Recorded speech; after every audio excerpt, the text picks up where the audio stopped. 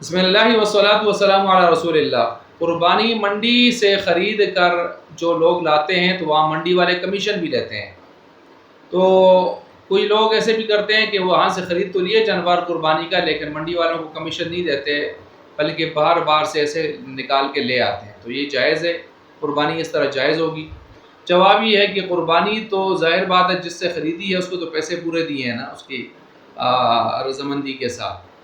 اب یہ ایک اضافی چیز آ گئی تھی اوپر سے کمیشن، تو وہ تو قربانی کے قیمت کا حصہ نہیں ہے، ایک اضافی چیز ہے، ایکسٹرا چیز ہے۔ تو اب ظاہر بات ہے جب یہ وہاں گیا منڈی میں تو اس کو ان رولز کی پابندی کرنی چاہیے، جو ان کا کمیشن بنتا ہے ان کو دینا چاہیے۔ اب اس نے جو یہ کام کیا ہے تو اس سے اس کو گنہگار تو ہوں گے، تو اس نے یعنی دوسرے کا حق مارا ہے، لیکن چونکہ اس جانور کے جو پیسے بنتے تھے وہ پورے مالک کو دے کر آئے ہیں، اس وجہ سے قربانی کیا ہو جائے گی؟ جائز ہو جائے گی۔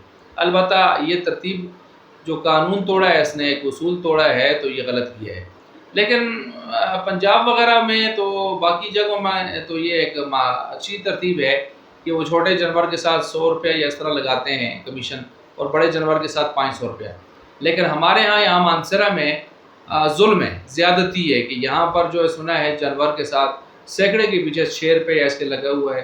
تو جو جانور آدمی خریدتا ہے تو ہر جانور کے ساتھ 5-6 ہزار 7 ہزار روپیہ اس کا وہ کمیشن بنا دیتے ہیں۔ اوپر سے ایف بی آر والے بھی آ گئے ہیں، ایف بی آر والے وہ بھی اپنا ٹیکس وہ بھی پھیرتے رہتے ہیں، تو وہ اوپر سے آ جاتا ہے ٹیکس۔ تو اس طرح ایک جانور کے ساتھ 8-10 ہزار روپیہ اگر کوئی آدمی دے کے آتا ہے تو واقعی اس کے ساتھ ظلم ہے، زیادتی ہے۔